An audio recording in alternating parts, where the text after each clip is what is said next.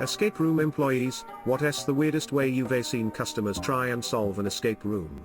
Had a group of engineers who were familiar with the style of the lock effectively reverse engineer the lock. They showed us how they did it afterwards.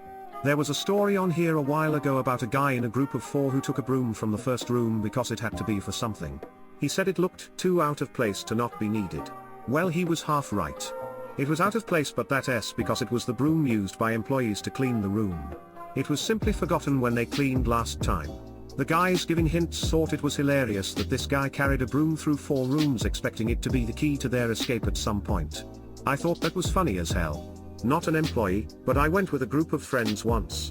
It was a room where you started out with your ankle shackled to the wall and just had to get to a door to escape. As soon as the timer starts, this shy, quiet girl in the group takes off her shoe and sock, yanks her foot completely out of place, slides the shackle off, resets it, and walks out the door. It turned out she had some condition that makes her joints super flexible, but she set the record for the fastest escape time. Went on a team building escape room and ended up in a room with a colleague we call Jeff. Jeff is profoundly deaf, and a large part of this particular room involved listening to messages on dictaphones that could be found in different drawers etc.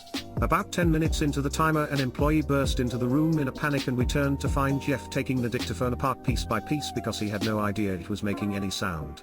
He was not supposed to do that, still a top bloke. Not an employee, but I saw a post a few years back where a group had used up their 3 hints and were hopelessly confused still.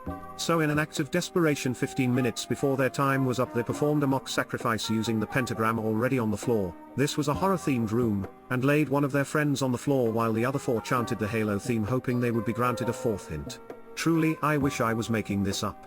Breaking everything. Trying to eat or drink things they should totally not be trying to eat or drink.